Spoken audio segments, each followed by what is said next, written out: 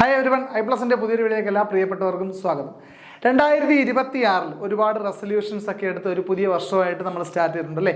അപ്പോൾ competitive എക്സാമുകൾക്ക് prepare ചെയ്യുന്നവരെ സംബന്ധിച്ച് വളരെ പ്രധാനപ്പെട്ട ഒരു ഇയറാണ് 2026 എന്ന് പറയുന്നത്. 2025 ഡിസംബറിൽ PSC കുറേ അധികം നോട്ടിഫിക്കേഷനുകൾ റിലീസ് ചെയ്തിട്ടുണ്ടായിരുന്നു. അതിൽ തന്നെ പ്രധാനപ്പെട്ട ചില HSST നോട്ടിഫിക്കേഷനുകളും ഉണ്ടായിരുന്നു. അതിൽ തന്നെ ഇമ്പോർട്ടൻ്റ് ആയ HSST ബോട്ടണി ജൂനിയർ എന്ന പോസ്റ്റുമായി ബന്ധപ്പെട്ട വിവരങ്ങളാണ് ഈ ഒരു വീഡിയോയിൽ നമ്മൾ നിങ്ങളുടെ മുമ്പിലേക്ക് അവതരിപ്പിക്കുന്നത്. ഓർക്കുക, ഈ പോസ്റ്റിന് വേണ്ടിയിട്ടുള്ള ഡെഡിക്കേറ്റഡ് ആയിട്ടുള്ള ഒരു കോഴ്സ് ഐപ്ലസ് ലോഞ്ച് ചെയ്തിട്ടുണ്ട്.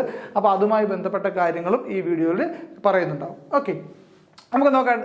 HSST ബോട്ടണി ജൂനിയർ എന്നാണ് പോസ്റ്റിന്റെ പേര്. കാറ്റഗറി കോഡ് ശ്രദ്ധിക്കുക, 716/2025 എന്നുള്ളതാണ് കാറ്റഗറി കോഡ് ഉള്ളത്.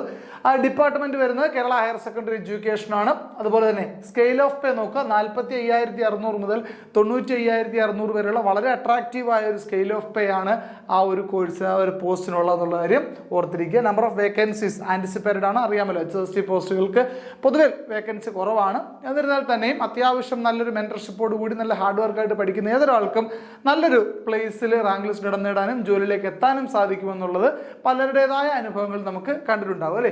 ഓർക്കുക. ഓക്കെ, ഏജ് ലിമിറ്റ് വരുന്നത് 20 to 40 വയസ്സാണ്. 2/1/1985 മുതൽ 1/1/2005 വരെ ആ ഒരു ടൈം ഗ്യാപ്പിനിടയിൽ ജനിച്ചിട്ടുള്ള ആൾക്കാർക്ക്, ഈ ബോത്ത് ഡേറ്റ്സ് ഇൻക്ലൂഡഡ് ആണ്, ജനിച്ചിട്ടുള്ള ആൾക്കാർക്ക് ഈ ഒരു പോസ്റ്റിലേക്ക് എക്സാമിന് വേണ്ടി അപ്ലൈ ചെയ്യാൻ സാധിക്കുകയാണ്. ലാസ്റ്റ് ഡേറ്റ് ഓഫ് ആപ്ലിക്കേഷൻ വരുന്നത് 4/2/2026 അർദ്ധരാത്രി മിഡ്നൈറ്റ് 12 AM വരെയാണ്. 4/2 എന്ന് പറയുമ്പോൾ 2026 ഫെബ്രുവരി മാസം 4-ാം തീയതിയാണ്. ഓക്കെ, ക്വാളിഫിക്കേഷൻ നോക്കാം നമുക്ക്. Masters degree in concerned subject with not less than 50% mark എന്നുള്ളതാണ്. അതായത് ബിരുദാനന്തര ബിരുദം 50% മാർക്കിൽ കുറയാതെ പാസ്സായിരിക്കണം എന്നുള്ളതാണ്. ഇപ്പോൾ ഇവിടെ നമുക്ക് MSc ബോട്ടണി നിങ്ങൾ 50% മാർക്കിനധികം വാങ്ങി പാസ്സായിരിക്കണം. അതുപോലെ തന്നെ BEd ഉണ്ട്, സെറ്റ് വേണം. നാച്ചുറൽ സയൻസിലെ BEdും അതുപോലെ തന്നെ സെറ്റും നിങ്ങൾ എന്ത് ചെയ്തിരിക്കണം, ക്രാക്ക് ചെയ്തിട്ടുണ്ടാവണം. ഈ യോഗ്യതകളൊക്കെ നിങ്ങൾക്ക് നോട്ടിഫിക്കേഷൻ വരുന്ന ഡേറ്റിന് മുൻപായിട്ട് തന്നെ ഈ ക്വാളിഫിക്കേഷൻസ് എല്ലാം നിങ്ങൾക്ക് ഉണ്ടായിരിക്കണം എന്നുള്ളതാണ്. മേ ബി ഇതിൻ്റെ സർട്ടിഫിക്കറ്റ് കിട്ടിയില്ലെങ്കിൽ പോലും ഇതൊക്കെ നിങ്ങൾ പാസ്സായിട്ടുണ്ടാവണം എന്നുള്ളതാണ് ഏറ്റവും പ്രധാനപ്പെട്ട കാര്യം. ഓക്കെ, സിലബസ് കൂടി വേഗം ചർച്ച ചെയ്ത് പോകാം. പാർട്ട് 1 ബോട്ടണിയാണ്. 4 പാർട്ടായിട്ടാണ്. പാർട്ട് 1 ബോട്ടണിയാണ്. അതിൽ തന്നെ module 1 phycology, mycology, plant pathology, bryology, pteridology, gymnosperms, microbiology, palaeo botany ചേർന്ന ഒന്നാമത്തെ മൊഡ്യൂളിന് 10 മാർക്കാണ്. രണ്ടാമത്തെ module angiosperm, anatomy, micro technique, embryology, palynology, plant breeding, evolution 10 മാർക്കാണ്.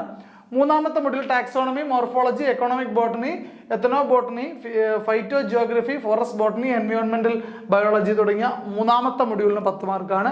നാലാമത്തെ module cell and molecular biology, genetics എന്നുള്ള 10 മാർക്കാണ്. അതുപോലെ plant physiology, biochemistry, biophysics, biostatistics 10 മാർക്കാണ്. അതുപോലെ ആറാമത്തെ module biotechnology, bio informatics, computer applications തുടങ്ങിയ വിഷയങ്ങളുള്ള ആറാമത്തെ മൊഡ്യൂളിൽ 10 മാർക്കാണ്. റീസെന്റ് ഡെവലപ്മെന്റ്സ് ഇൻ ബയോളജി 7ാമത്തെ മൊഡ്യൂൾ 10 മാർക്ക്. ഇങ്ങനെ 70 മാർക്ക് ബോട്ടണിയുമായി ബന്ധപ്പെട്ട സബ്ജക്ട് നോളജുമായി ബന്ധപ്പെട്ട ക്വസ്റ്റ്യൻസ് ആയിരിക്കും എന്നുള്ള കാര്യം ഓർത്തിരിക്കുക.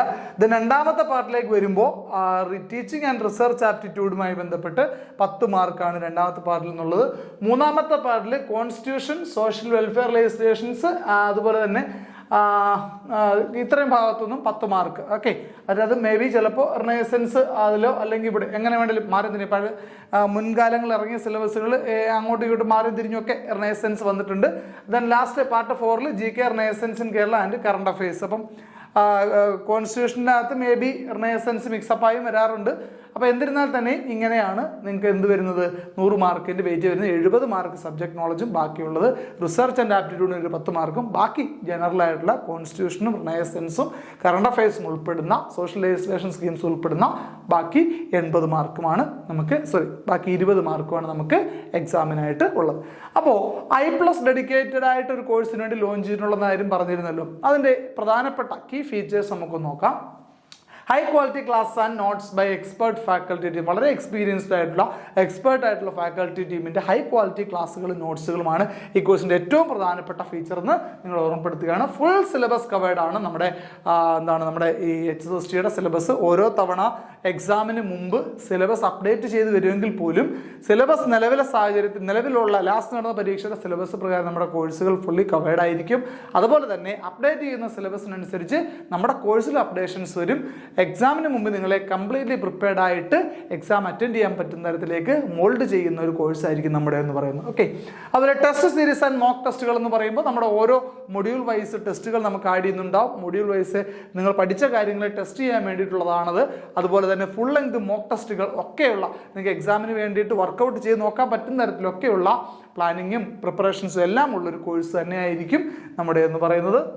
അതുപോലെ PYQ ബേസ്ഡ് സെഷൻസ്, PYQ മുൻകാലങ്ങളിൽ നടന്നിട്ടുള്ള HSC ജൂനിയർ സീനിയർ പോസ്റ്റുകളുമായി ബന്ധപ്പെട്ട PYQ ക്വസ്റ്റ്യൻ ഡിസ്കഷൻസ് ഉണ്ടാകും. അത് ബോത്ത് ലൈവ് ആൻഡ് റെക്കോർഡഡ് നമ്മുടെ കോഴ്സിൽ അവൈലബിൾ ആയിരിക്കും എന്നുള്ള കാര്യം ഓർക്കുക. അതുപോലെ ഇൻഡിവിജ്വൽ ഡൗട്ട് ക്ലിയറൻസിനുള്ള ഫെസിലിറ്റീസ് നമുക്ക് കോഴ്സിൽ പ്രൊവൈഡ് ചെയ്യുന്നുണ്ടാവും. അതുപോലെ തന്നെ മുൻപ് നടന്ന പല PSC എക്സാമുകളിൽ നിരവധി വിജയികളെ സൃഷ്ടിച്ചിട്ടുള്ള I+ നിങ്ങളോടൊപ്പം നിങ്ങൾക്കൊരു സഹായിയായി, നിങ്ങളുടെ ഒരു കമ്പാനിയനായിട്ട് നിങ്ങളോടൊപ്പം ഉണ്ടാവും. ഈ ഒരു കോഴ്സിന് വേണ്ടിയിട്ട്, ഈ ഒരു പോസ്റ്റിലേക്കുള്ള എക്സാം നടക്കുന്നതിന് വേണ്ടി ഈ ഒരു കോഴ്സിലേക്ക് അഡ്മിഷൻ എടുക്കാൻ വേണ്ടിയിട്ട് ഈ വീഡിയോയുടെ താഴെ ഡിസ്ക്രിപ്ഷനിൽ കൊടുത്തിരിക്കുന്ന ഗൂഗിൾ ഫോം ഫില്ല് ചെയ്യുകയോ അല്ലെങ്കിൽ നമ്മുടെ കോൺടാക്ട് നമ്പറിൽ ഡയറക്റ്റ് കോൺടാക്ട് ചെയ്യുകൊണ്ട് നിങ്ങൾക്ക് അഡ്മിഷൻ എടുക്കാവുന്നതാണ്.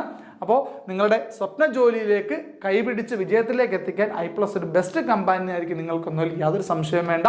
അപ്പോൾ എത്രയും പെട്ടെന്ന് കോഴ്സിൽ ജോയിൻ ചെയ്തോളൂ. എല്ലാവർക്കും വിജയാശംസകൾ നേരുന്നു. ഒരിക്കൽ കൂടി ഒരു കാര്യം കൂടി ഓർമ്മിപ്പിക്കുകയാണ്, ലാസ്റ്റ് ഡേറ്റ് 2026 ഫെബ്രുവരി മാസം 4-ാം തീയതിയാണ്. Okay, thank you.